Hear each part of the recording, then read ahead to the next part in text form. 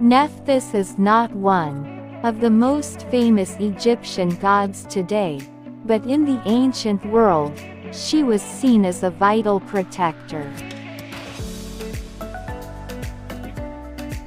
He is most often associated with lamentation, death, burial rites, and mourning. However, for the ancient Egyptians, this did not make him an evil figure.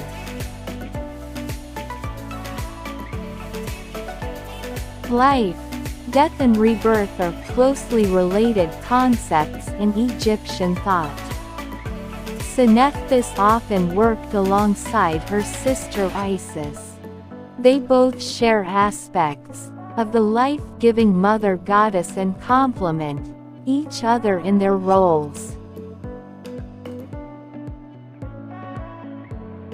The name Nephthys is the Greek form of the Egyptian nbt-hwt.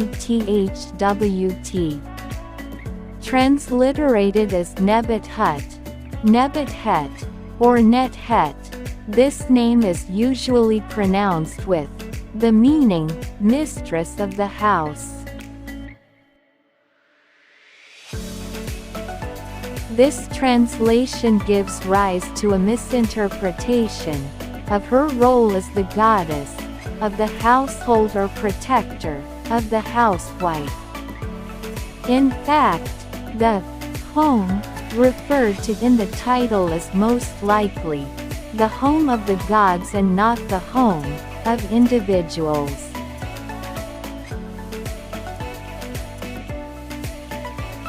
It may be a title rather than a given name by the goddess and refers to only one of its many functions. Nephthys is most likely related to certain aspects of the temple rituals in Egyptian religion.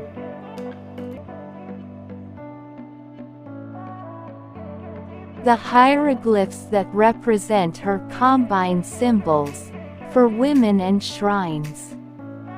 The symbol for the sacred cover of the temple is a house, thus causing a misinterpretation of the title, while the symbol for the woman above it is a basket.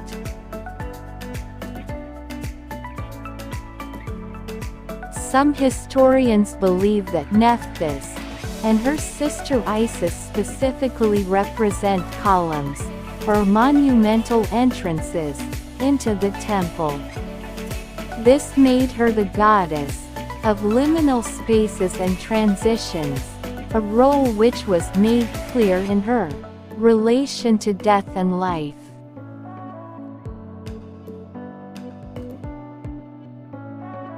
Nephthys was considered the wife of the god Set. Most mythological retellings show Set as a violent force representing the dangers of the desert, strangers, and storms, but modern interpretations have called into question that role.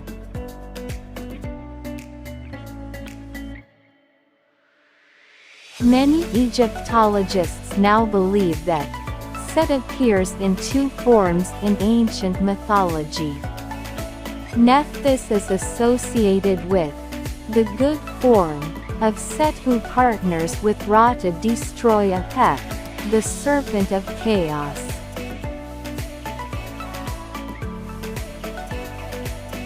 Nephthys and Set's marriage is only recorded in Roman sources.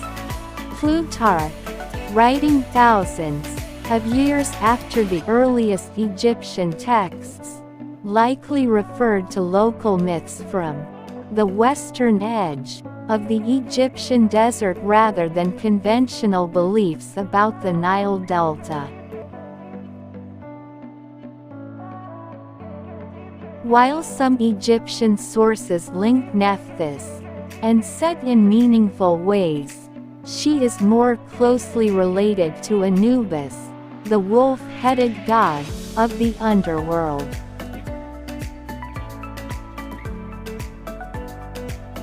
According to Plutarch, Nephthys and Set were the parents of Anubis, although older sources name Bast as his mother, and Osiris or Ra as his father.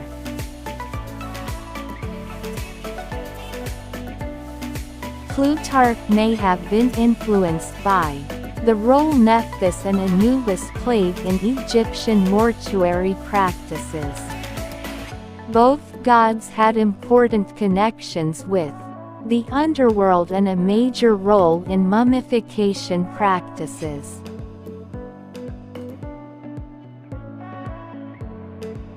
Although the identities of her husband and child were debatable, the relationship between Nephthys and her sister was much clearer.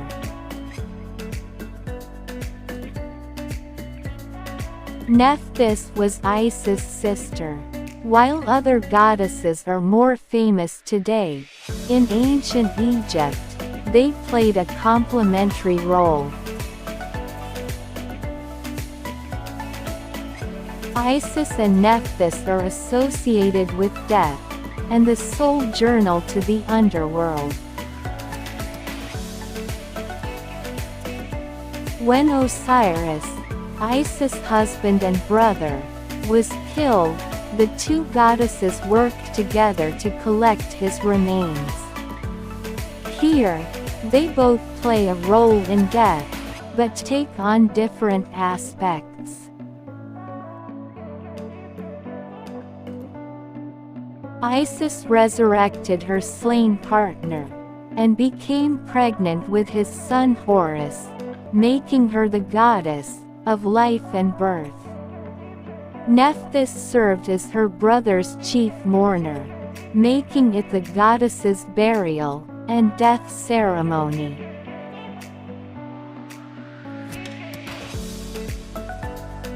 Nephthys may have been Isis' darker counterpart, but in Egyptian thought this doesn't make her an evil or unnatural character.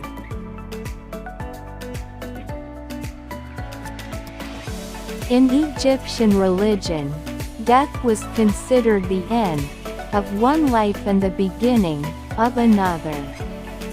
Nephthys, who knows the incantations and rituals necessary to go safely to the afterlife, is not the goddess of destruction, but the goddess who protects souls in their rebirth in the next world.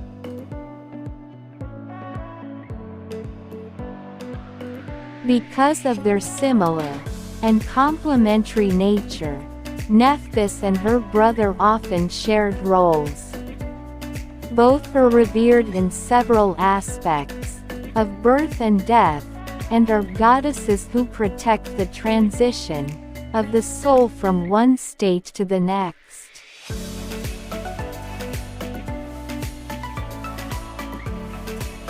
Beginning in the 13th century BC, the Egyptians referred to their king as Pharaoh. Pharaohs held important positions not only in Egyptian politics, but also in their religion.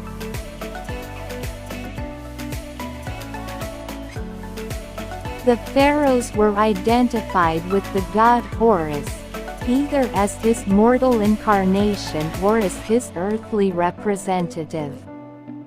Throughout most of Egyptian history, the pharaohs were believed to have reigned as living gods.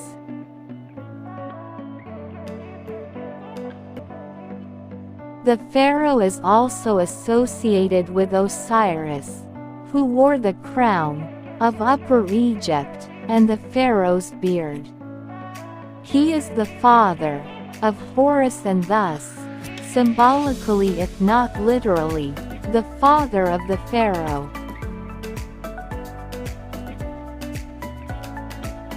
Osiris was especially important in the cult of the pharaohs because he, like them, had been reinstated as king after his death. The myth of the death and resurrection of Osiris provided the basis for the belief that the pharaohs would become gods after his own death.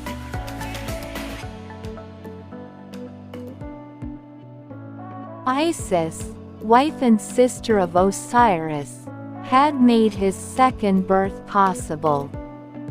Both he and Nephthys, however, played important roles in Horus' birth.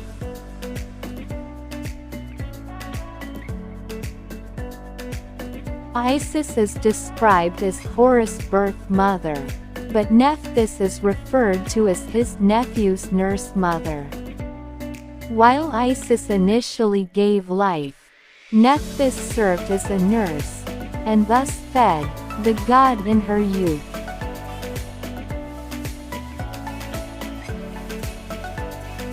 This relationship with the sister of the goddess was continued in the mortal form of Horus, Pharaoh. Isis was the king's mother, but Nephthys was seen as her caretaker and protector.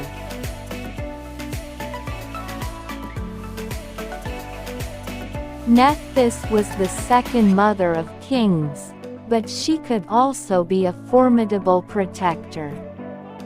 Demons are said to tremble in fear of him, and he can drive away Pharaoh's foes with his fiery breath and powerful magic.